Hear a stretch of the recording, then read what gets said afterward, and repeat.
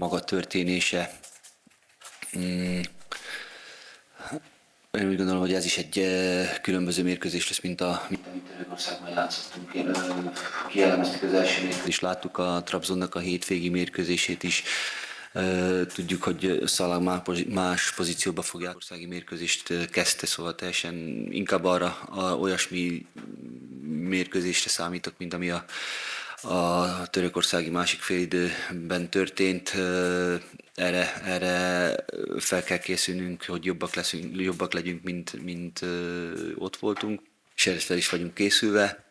Mondom, láttuk a Başakşehir elleni hétvégi mérkőzését a Trabzonspornak, abból is sok-sok információt kaptunk, és következtetést vontunk le. Megpróbálunk maximálisan felkészülni a mérkőzésre. Én úgy gondolom, hogy jól dolgoztunk a héten is, és ezt holnap is, ezt a munkát, ezt a felfogást, ezt a motivációt át tudjuk vinni a pályára.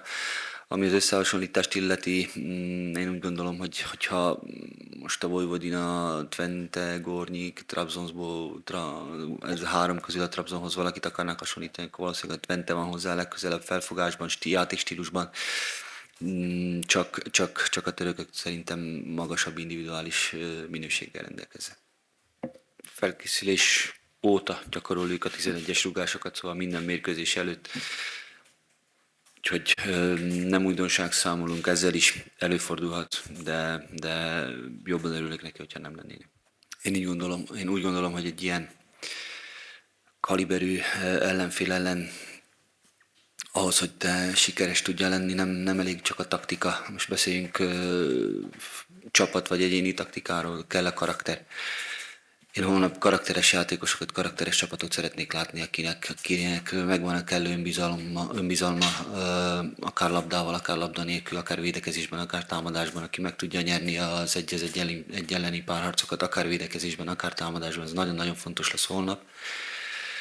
De én hiszem azt, hogy megvan a keretünkben és a játékosainkban a kellő minőség és a tapasztalat, hogy ezt végre tudják hajtani holnap.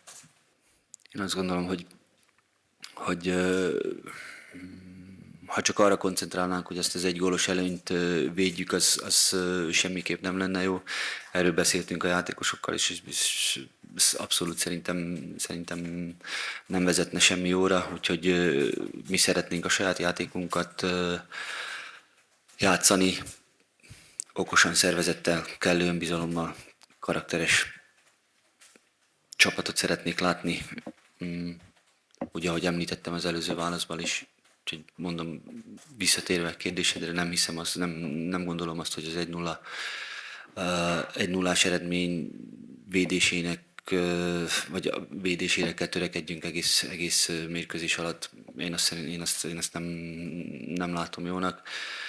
Úgyhogy mindenképpen szeretnénk a saját játékunkat játszani. Nincs, akkor köszönjük, hogy eljöttetek. Köszönjük için.